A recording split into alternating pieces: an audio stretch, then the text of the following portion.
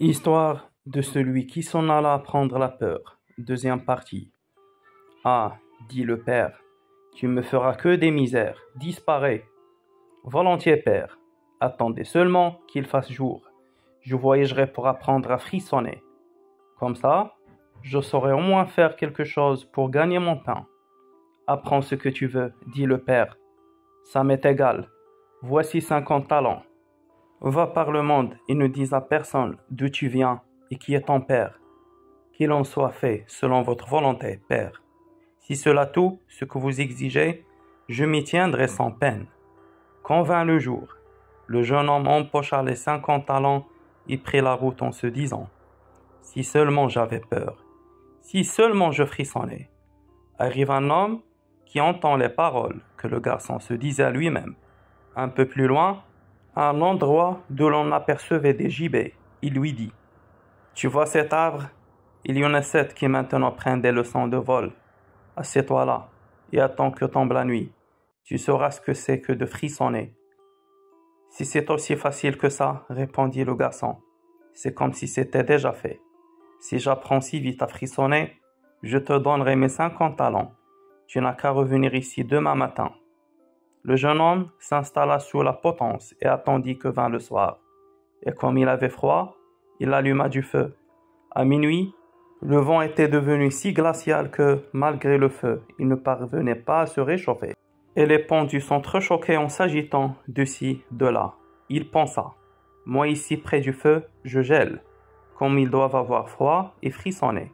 Ceux qui sont là-haut, et comme il les prenait en pitié. » Il appliqua l'échelle contre le gibet, l'escalada, décrocha les pendus les uns après les autres, et les descendit tous les 7. Il attisa le feu, souffla sur les braises et disposa les pendus, tout autour pour les réchauffer.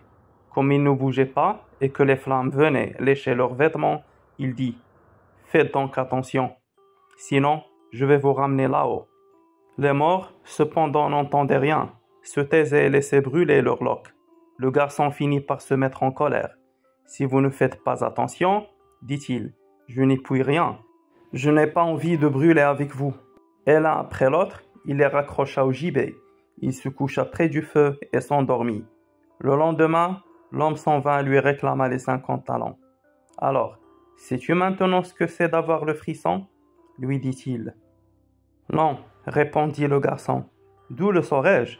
Ceux qui sont là-haut n'ont pas ouvert la bouche. Ils sont si bêtes qu'ils ont laissé brûler les quelques hardes qu'ils ont sur le dos. » L'homme comprit qu'il n'obtiendrait pas les 50 talents ce jour-là et s'en alla en disant « Je n'ai jamais vu un être comme celui-là. » Le jeune homme reprit également sa route et se dit à nouveau, parlant à haute voix « Ah, si seulement j'avais peur, si seulement je savais frissonner. » Un cocher qui marchait derrière lui l'entendit et demanda « Qui es-tu » ?« Je ne sais pas, répondit le garçon.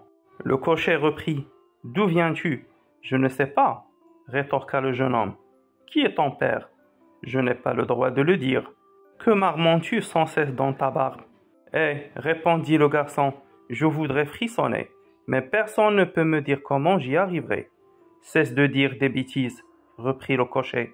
Viens avec moi.